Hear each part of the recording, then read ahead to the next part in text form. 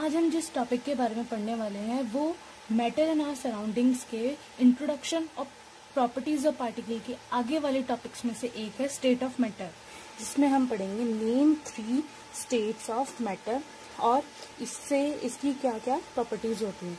और इसके साथ साथ मैं आपको एनर्जी और जो 2 एक्स्ट्रा स्टेट्स ऑफ मैटर और होती हैं, कितनी स्टेट्स ऑफ मैटर होती हैं, 5, कुल मिला के 5 स्टेट ऑफ मैटर होती हैं, उनके बारे में भी मैं आपको बताने वाली हूँ। तो चलिए शुरू करते हैं इसको। So there are total 5 states of matter exist, जो कि है सॉलिड, लिक्विड, गैस, प्लाज्मा और बीई कंडेंसेट। बीई कंडेंसेट का name Indian scientist Shri Satyendranath Bose और एल्बर्ट आइंस्टीन के नेम पे पड़ा था, बोस आइंस्टीन कंडेंसेट से, जो कि जिसको हम शॉर्ट फॉर्म में बोलते हैं बीई कंडेंसेट। सो इस चैप्टर में हम इन तीनों स्टेट ऑफ मैटर के बारे में पढ़ेंगे। बाकी 2 स्टेट ऑफ मैटर को मैं आपको वीडियो के बाद में एक्सप्लेन करूंगी। There are total 5 state of matter in our surrounding, जिसमें से 3 सॉलिड लिक्विड गैस होती है, 1 प्लाज्मा होती है और 1 बीई कंडेंसेट होती है। तो हर सिस्टम की अपनी एक एनर्जी होती है जिसको हम मैकेनिकल एनर्जी के रूप में बोलते हैं।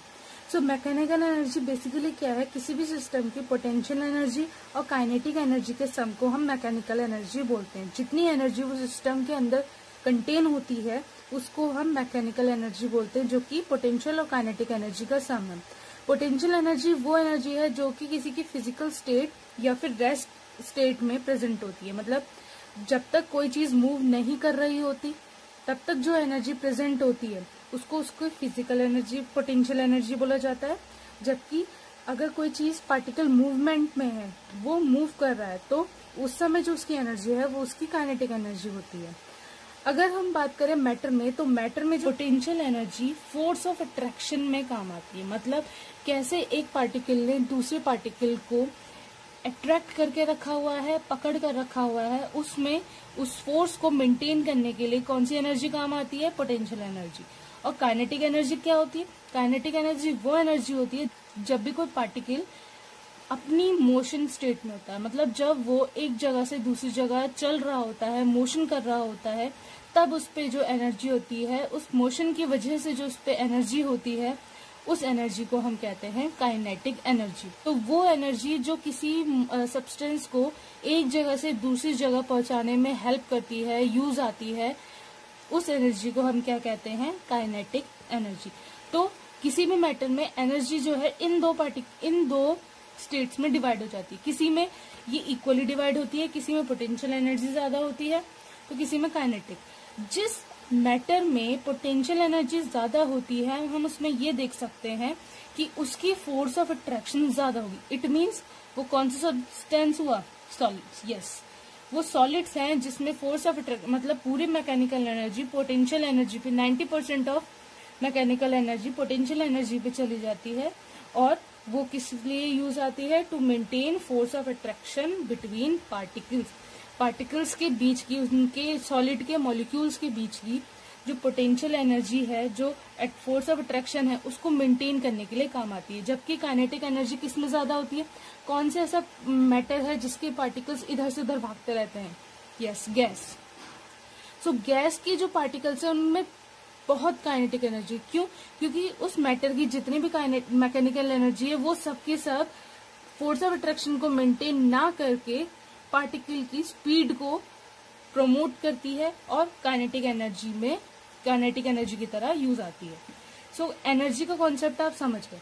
एनर्जी का कॉन्सेप्ट और पार्टिकल्स के इंटरमॉलिकुलर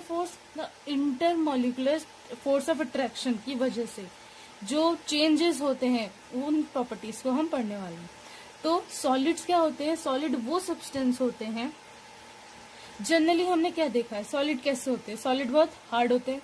अगर हम उन पे फोर्स भी लगाते हैं, अगर मैं हैमर से किसी आयरन की रॉड को मारूं तो क्या आयरन की रॉड अपना वो शेप चेंज कर लेगी, नहीं, इजीली नहीं होती, उसके लिए बहुत फोर्स की नीड होती है। तो इसका मतलब क्या है, आयरन की रॉड जो है रिजिड है। अब किसी भी सॉलिड को देख ले, अगर मैं उस पर फोर्स अप्लाई करूंगी तो या तो वो टूट जाएगा या अपनी शेप थोड़ी देर के लिए चेंज करेगा। इट मीन्स सॉलिड किस टाइप के होते हैं, दो टाइप के होते हैं। अब रिजिड सॉलिड वो होते हैं जो प्रेशर या फोर्स के अप्लाई होने पे टूट जाते हैं, जैसे कि मैंने चॉक को देखा, या अगर मैं कोई स्टोन देख लूं, स्टोन को अगर मैं हैमर से उस पर फोर्स अप्लाई करूंगी तो क्या होगा, वो टूट जाएगा, छोटे छोटे पीसीज में ब्रेक हो जाएगा, क्योंकि स्टोन जो है वो क्या है, रिजिड सॉलिड है। ऐसे ही जो स्पॉन्ज होता है, स्पॉन्ज जिससे बर्तन साफ करते हैं, स्पॉन्ज होता है, या रबर बैंड होती है, रबर बैंड होती सॉलिड है, स्पॉन्ज होता सॉलिड है, बट क्या होता है, अगर इस पे प्रेशर अप्लाई होता है तो ये अपनी शेप चेंज कर लेती है। पर अभी तो मैंने बोला कि सॉलिड शेप चेंज नहीं कर सकती। हाँ, सॉलिड शेप चेंज नहीं कर सकती, परमानेंटली शेप चेंज नहीं होता है। जो फ्लेक्सिबल सॉलिड्स होते हैं जैसे कि स्पॉन्ज या रबर बैंड, उसमें जब हम प्रेशर अप्लाई करते हैं तो जो शेप चेंज होता है वो टेम्परेरी शेप चेंज होता है, जबकि जो हमारे रिजिड होते हैं उसमें वो सीधा ब्रेक हो जाते हैं।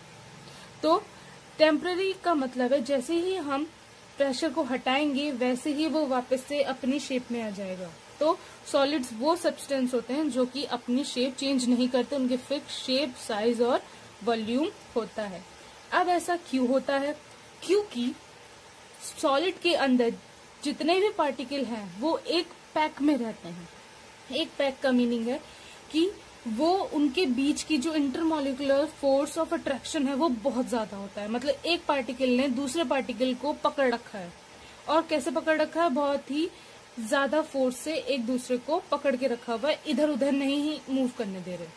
तो उस फोर्स ऑफ अट्रैक्शन की वजह से जो पार्टिकल है वो अपनी जगह से मूव नहीं कर पाता, और साथ ही में पार्टिकल्स के बीच की जो स्पेस होती है, इंटरमॉलिक्यूलर स्पेस, वो भी बहुत कम होती है। सॉलिड्स में high intermolecular force of attraction और लो इंटरमॉलिक्यूलर स्पेस की वजह से क्या होता है, जो सॉलिड्स होते हैं वो क्लोजली पैक्ड होते हैं, उसके पार्टिकल्स इधर से उधर मूव नहीं कर सकते। दैट इज वाई इसकी फिक्स शेप, साइज और वॉल्यूम होता है। वहीं अगर हम बात करें लिक्विड्स की, तो लिक्विड क्या होते हैं, लिक्विड में काफी स्पेस होता है, बीच में पार्टिकल्स के बीच में काफी स्पेस होता है, और इसकी फोर्स ऑफ अट्रैक्शन थोड़ी लूज होती है। मतलब इसने अपने पार्टिकल्स को पकड़ा हुआ है बट लूजली पकड़ा हुआ है। पार्टिकल्स इजीली इधर से उधर मूव कर सकते हैं बट ज्यादा दूरी तक नहीं।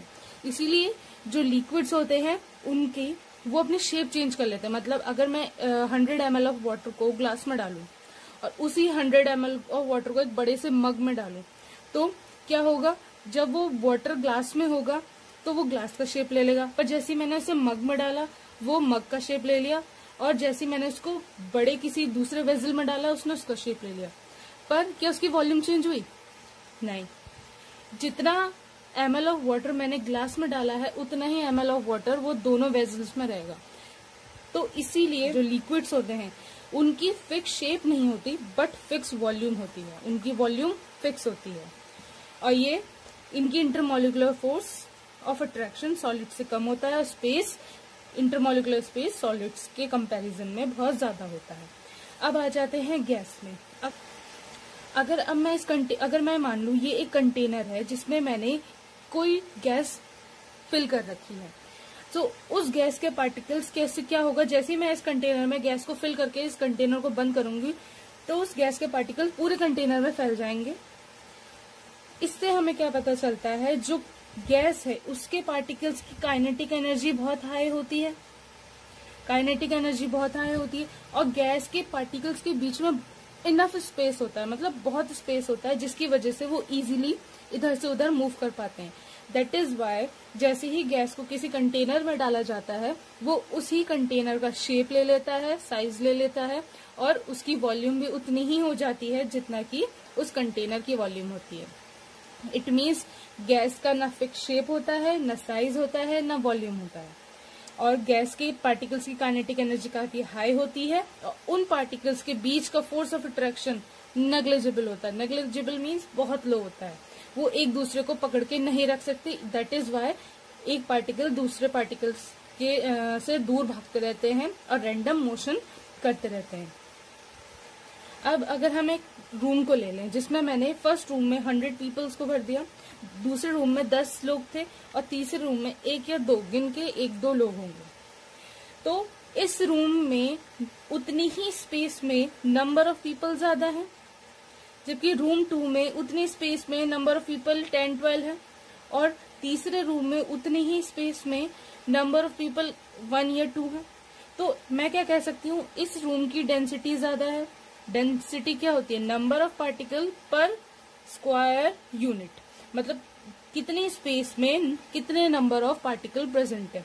तो सॉलिड्स की डेंसिटी हाई इसलिए होती है क्योंकि एक छोटी स्पेस में उसमें हाई नंबर ऑफ पार्टिकल्स होते हैं एज कम्पेयर टू लिक्विड और गैस। मतलब हाई डेंसिटी, सॉलिड्स की हाई डेंसिटी होती है, लिक्विड की मॉडरेट डेंसिटी या लो डेंसिटी होती है, और गैसेस की डेंसिटी बहुत कम होती है, नेग्लिजिबल, मतलब नो डेंसिटी के बराबर। अब कंप्रेसिबिलिटी फैक्टर आ जाता है, क्योंकि अब कंप्रेसिबिलिटी फैक्टर होता क्या, कंप्रेसिबिलिटी फैक्टर का मतलब है कि कोई सब्सटेंस को अगर हम उस पर प्रेशर अप्लाई करेंगे, इस पे अगर मैं प्रेशर अप्लाई करूंगी तो ये कितना दब सकता है, इसके पार्टिकल कितना और पास आ सकते हैं, इसे हम कहते हैं कंप्रेसिबिलिटी फैक्टर।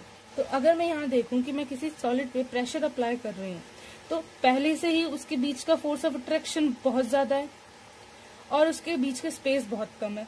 तो उसकी वजह से क्या होगा, अगर उसका स्पेस ऑलरेडी कम है तो वो और नहीं दब सकता, इसीलिए solid can not be compress, उसका कंप्रेसिबिलिटी फैक्टर बहुत कम होता है।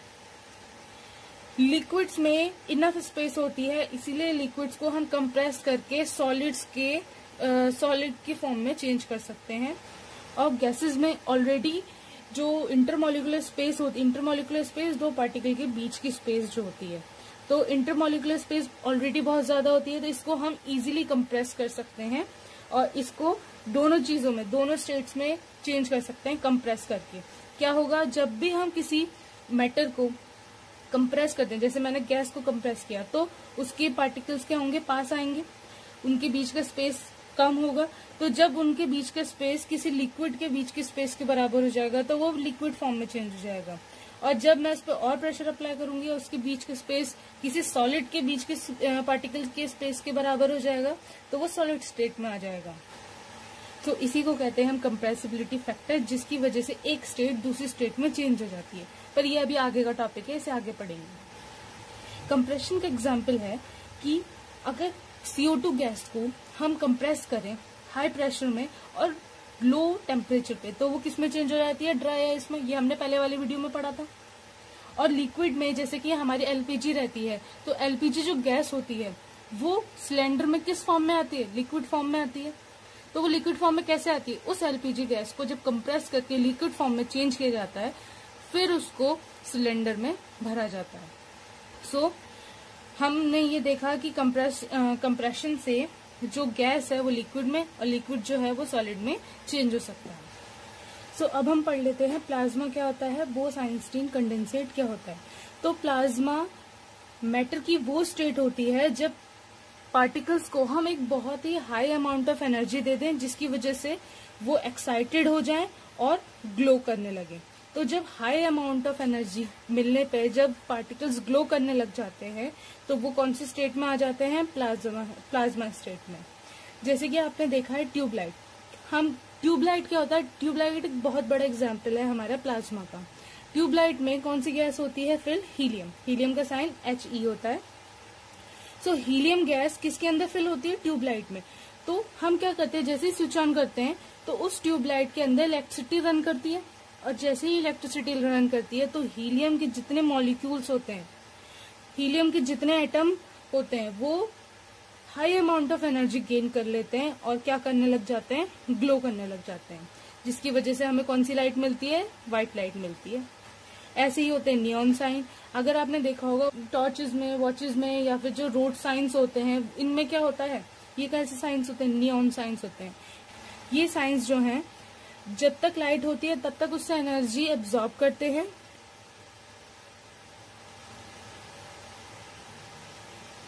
और जब लाइट की सोर्स उन पे नहीं मिलती, जैसे कि रात में या अंधेरे में, ये क्या करते हैं, उसी एनर्जी को यूज करके ग्लो करने लग जाते हैं। सो जब तक एनर्जी इन्हें प्रोवाइड होती है ये एनर्जी एब्जॉर्ब करते हैं, और जैसे ही एनर्जी का सोर्स बंद हो जाता है ये ग्लो करने लगते हैं। तो ये दो साइंस हैं प्लाज्मा के। सो बोस-आइंस्टीन कंडेंसेट हमें कब मिलता है, जब लो डेंसिटी गैसेस को वेरी लो टेम्परेचर पे